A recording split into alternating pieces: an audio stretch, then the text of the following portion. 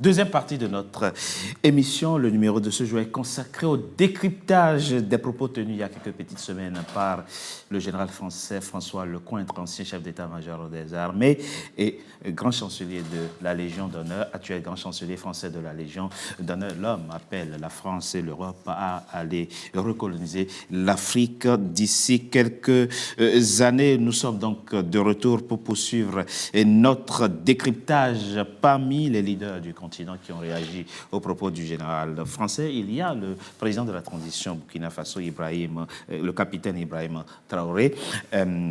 On écoute rapidement ce qu'il dit, on en parle après.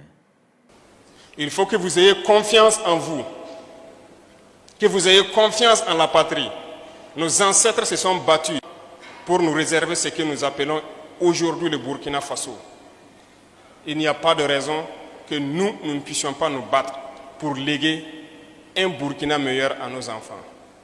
On nous a mis en tête que nous sommes pauvres, que nous n'avons rien. Mais vous vous rendez compte que c'est faux. C'est ça la colonisation. Il faut décoloniser nos mentalités. Il faut avoir un autre discours. Et l'éveil des consciences, nous sommes là pour ça aussi. Il ne s'agit pas juste de faire la guerre, de rester dans cette même mentalité, parce que vous serez colonisé encore si on reste dans ça. Il faut qu'on se décolonise. C'est cette guerre que nous menons. Et si vous suivez très bien l'actualité, vous comprendrez aisément. Parce que le terrorisme, il sera vaincu. Et lorsque les mentors se rendent compte...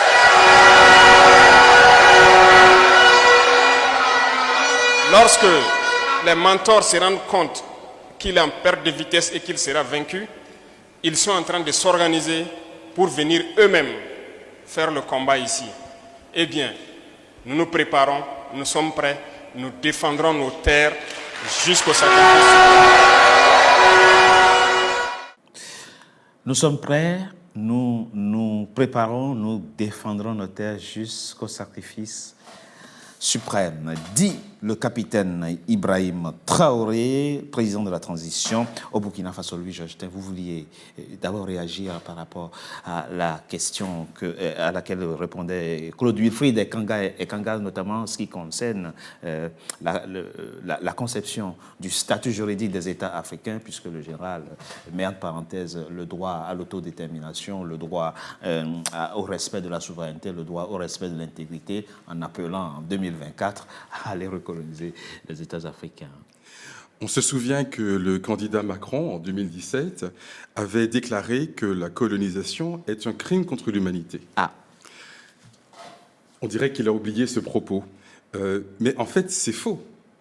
La colonisation n'est pas un crime contre l'humanité, c'est une succession de crimes contre l'humanité qui ont commencé depuis la fin du XVe siècle et dont certains continuent encore aujourd'hui. Dans le contexte français, ça a commencé avec le génocide des autochtones dans les Amériques, Haïti, Martinique, Guadeloupe, etc. Il y a eu évidemment la déportation, l'esclavage, qui sont des crimes coloniaux. Déjà, c'est la première vague de colonisation. Et puis une deuxième vague qui commence, 1830 l'Algérie, le Maroc, le Sénégal, le Congo, l'Indochine, bref, jusqu'à la Nouvelle-Calédonie, on en parle en ce moment. Bien sûr. Et donc, tout cela, ce sont des crimes contre l'humanité différents les uns des autres. Bien sûr. Ce qui s'est passé en Indochine, ce n'est pas la même chose que ce qui s'est passé au Congo-Brazzaville ou ce qui s'est passé ailleurs. Oui. Donc c'est une succession de crimes contre l'humanité. En France, la Shoah a été reconnue.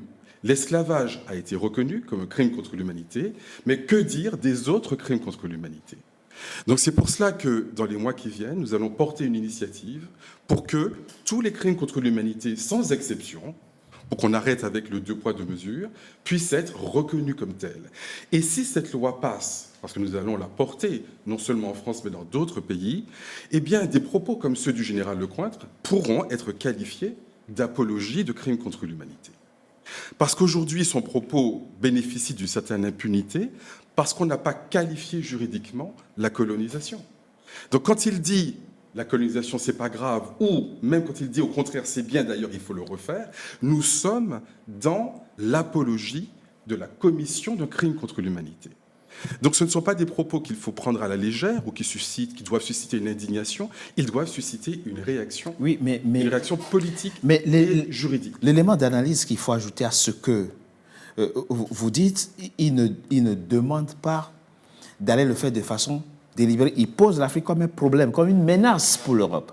Donc, il vous dira qu'il est plutôt dans un état d'esprit de légitime défense, c'est-à-dire la Mais si vous avez une loi qui oui. dit la colonisation a été une succession de crimes contre l'humanité, toute personne Absolument. demandant qu'on aille coloniser Oui. sera dans la propagande pour faire un crime contre l'humanité. Donc il faut qu'on puisse se doter, non seulement au-delà de l'émotion légitime, bien sûr, mais d'un arsenal juridique international, en France, mais dans tous les autres pays concernés. Et c'est pour cela que des propos comme cela pourront demain tomber sous le coup de la loi. Francis Moketo, une question simple. Disons-nous les choses simplement, mais surtout honnêtement.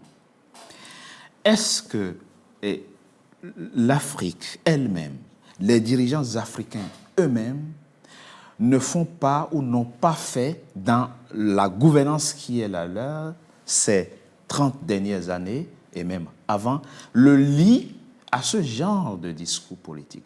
Dès lors qu'il y a le moins de problèmes, c'est nous-mêmes qui faisons appel à l'armée française.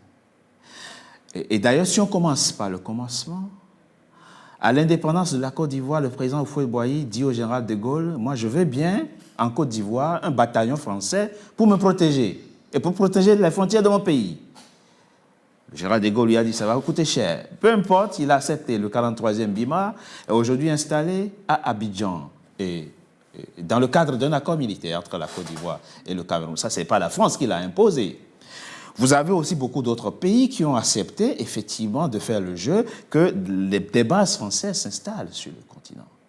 Et on a vu que lorsque le terrorisme a voulu frapper durement le Mali jusqu'en son cœur à Bamako, Diokonda Traoré n'a pas fait appel à l'Afrique du Sud, au Nigeria, à l'Algérie ou au Maroc. Les Maliens ont fait appel à l'armée française, en tout cas officiellement. Est-ce que nous-mêmes, quand on examine le parcours politique de nos rapports à la France, nous n'avons pas nous-mêmes montré qu'au fond, on veut bien rester sous le joug de l'ancien colonisateur? Alors, il faut revenir à quelque chose d'important. Je vais citer l'ancien secrétaire général des Nations Unies, Kofi Annan, qui disait qu'il n'y a pas de sécurité sans développement. Et il n'y a pas de développement sans sécurité. Ouais. Ça veut tout dire. C'est-à-dire que, à partir du moment où on a posé ce paradigme, l'Afrique doit faire la course contre la montre pour endiguer de manière radicale toutes les formes d'insécurité, oui, qui fait appel d'air à ces soi-disant mentors. Oui. On a vu tout à l'heure avec le président Ibrahim Traoré, oui, qui dit qu'il faut décoloniser les mentalités. Absolument. Il vient de dire quelque chose de profond en disant que quand nous allons vaincre le djihadisme, les mentors viendront eux-mêmes nous combattre. Et nous devons résister à cela pour construire nos armées, pour nous battre, pour faire de telle sorte que cette fois-ci, qu'il n'y ait pas de recolonisation. Donc il y a quelque chose d'important. Je disais tout à l'heure que les afro-pessimistes infantilisent, trouvent des pécadilles, trouvent des boucs émissaires pour justifier leur intérêt. La défense d'intérêts dont lui l'a dit. Ouais. Il faut aller en Afrique, défendre nos propres intérêts. Le président Ibrahim Traoré l'a bien dit, que finalement, il faut faire l'inverse. Si nous continuons dans les guerres, alors on va jouer leur jeu, on risque de perdre.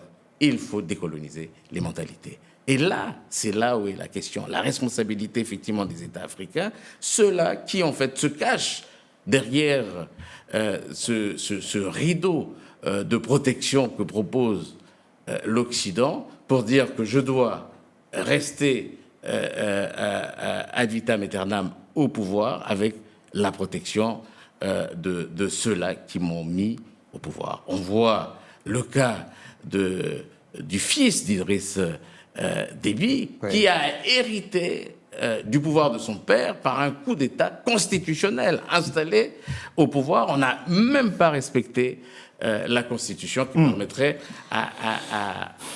au président de l'Assemblée de prendre effectivement les rênes et organiser dans les 60 jours une élection digne de ce nom. Mais aujourd'hui, les règles du jeu sont biaisées. Il est venu au pouvoir par effraction et aujourd'hui s'est maintenu dans une fraude électorale qui l'installe et qui peut-être va l'installer pour des années. Ça veut dire que la praxis politique de certains gouvernements africains encourage effectivement la résurgence de tels discours politiques tels que tenus par le général. Mais s'il faut distribuer les proportions entre la faute des dirigeants africains et cette élite française qui croit qu'il faut repartir aux sources pour pouvoir mieux se servir, oui. Il y a, vous savez, en communication, quand vous indexez, il y a 3 doigts vers vous, et il y a une grande part de responsabilité pour ces leaders africains, pour ces présidents africains, qui sont d'ailleurs, pour certains, accrochés au pouvoir depuis plus de 40 ans. Est-ce qu'en Europe, vous avez vu ça? Non. Donc, on est dans des formes de démocrature, pas des démocraties, c'est-à-dire que, toi, je m'installe et quand je m'installe, je vais m'installer à vie. Nous avons des exemples. Absolument. Des pays comme le Gabon ou des pays comme le Cameroun, où nous avons une classe politique vieillissante qui est là, qui s'accroche jusqu'à peut-être à la mort du président camerounais. Nous avons vu le président Bouteflika en Algérie aller voter sur des chaises roulantes. Donc c'est criarde. Les Africains ont leur part de responsabilité. Ils doivent effectivement en prendre conscience et rejoindre les propos du général. Et se respecter davantage pour être respecté. Parce que pour être respecté, il faut se respecter soi-même. On est dans ce tourbillon. Vous savez, dans l'eau trouble, on a plus de facilité d'attraper les poissons que dans l'eau claire. Et donc, effectivement, aller s'aimer la zizanie, le trouble, dans certains pays, permettent effectivement de pêcher. Et d'ailleurs, tous les théâtres de guerre aujourd'hui sont des pays qui sont richement, qui sont très riches en matière de ressources du sol.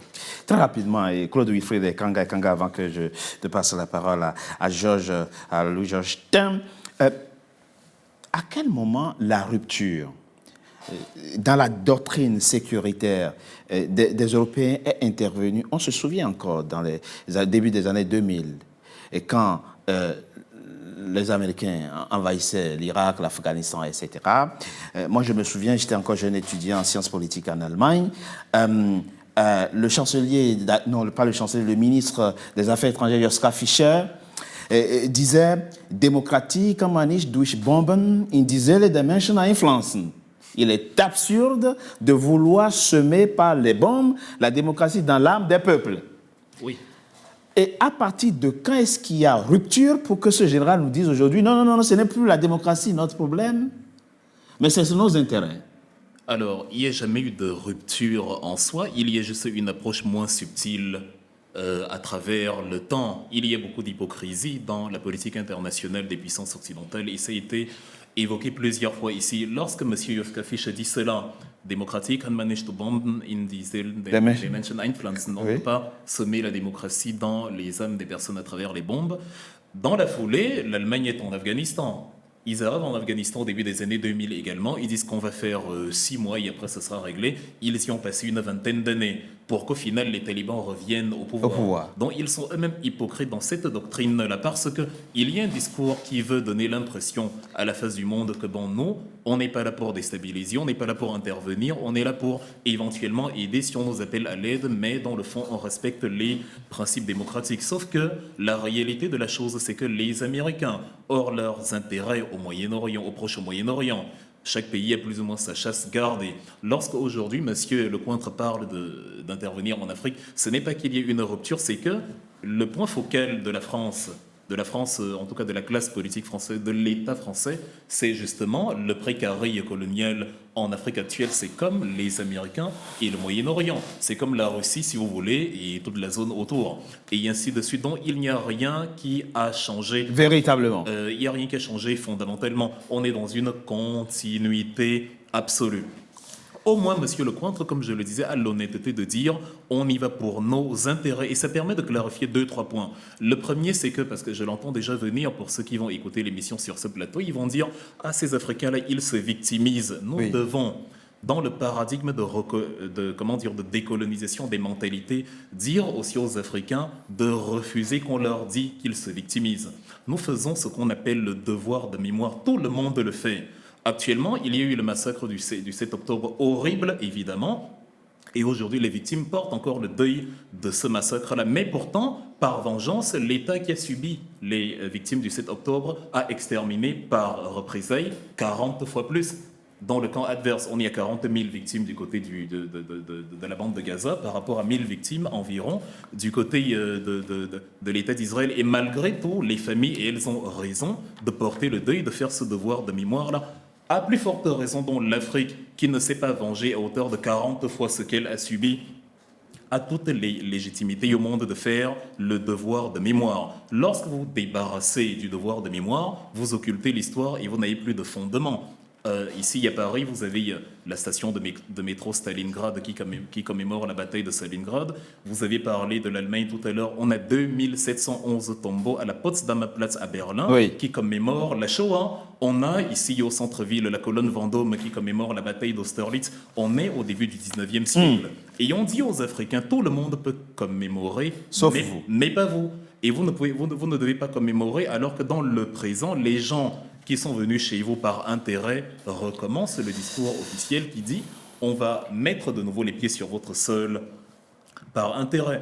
Le deuxième élément, peut-être pour approfondir là-dessus, c'est de se dire il faut également, dans la logique de décoloniser les mentalités, préciser que ce que monsieur Lecointre dit obéit, mais à la lettre, à la mentalité qui a prévalu au moment de la colonisation, c'est-à-dire montrer au peuple colonisé que nous leur sommes supérieurs. Et comme nous leur sommes supérieurs, nous avons le droit d'occuper leur sol, nous avons le droit de commettre tout type d'exactions sur leurs femmes, sur leurs enfants, nous avons le droit de leur imposer notre civilisation. En fait, c'était un gars absolu pour les colonisateurs. Quand les Français arrivent en Algérie, monsieur Justine en a parlé tout à l'heure, en 1830, c'est une razzia, c'est une campagne d'extermination incroyable, une violence inouïe.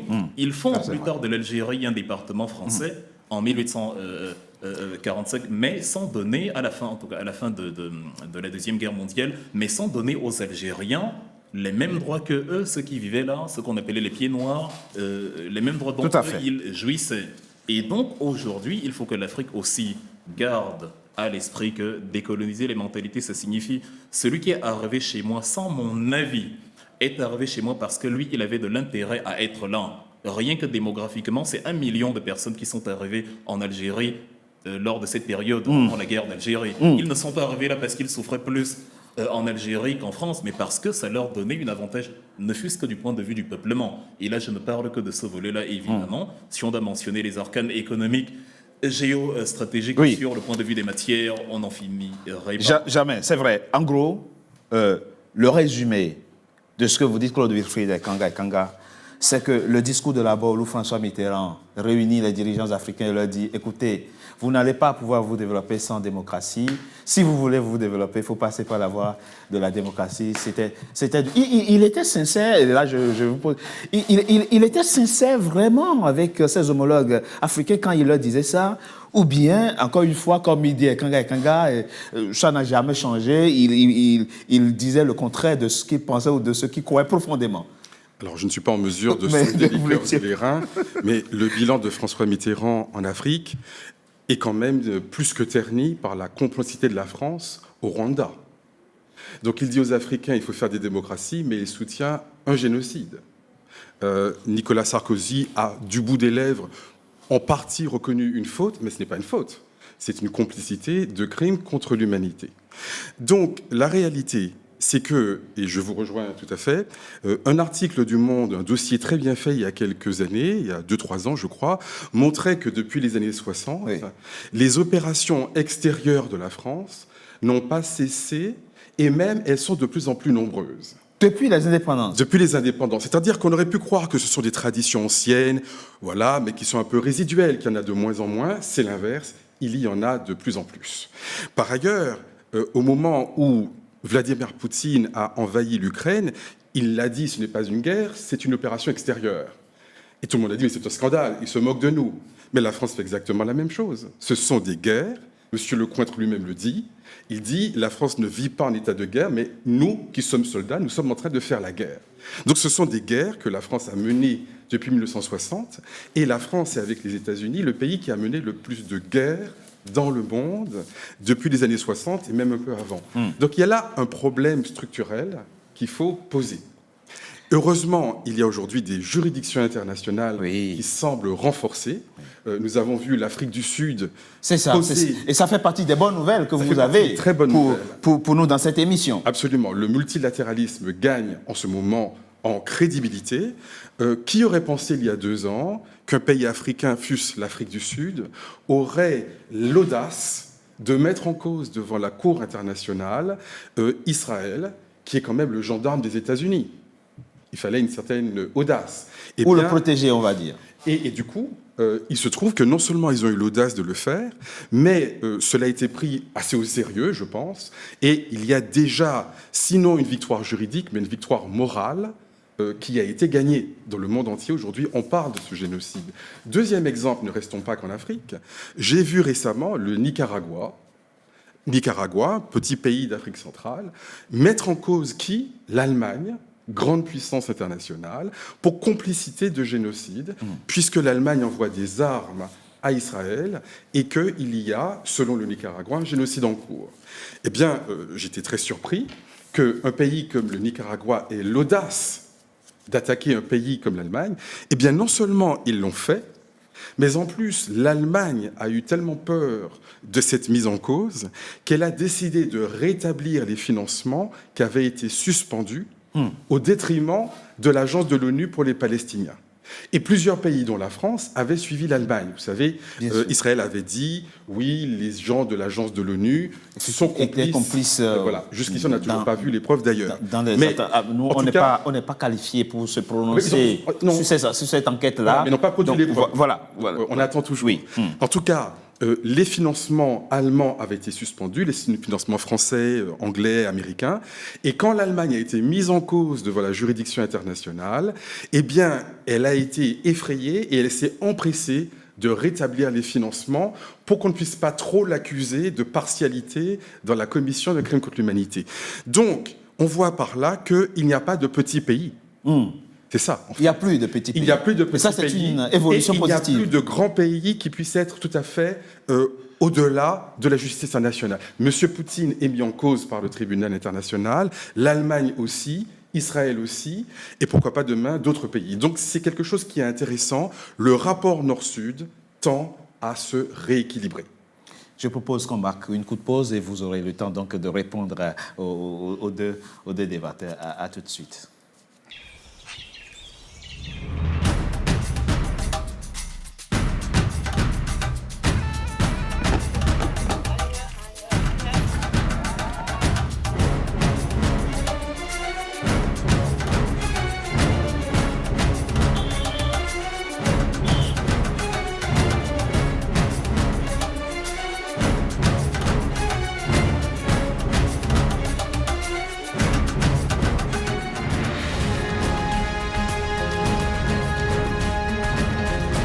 NCA, la nouvelle chaîne africaine.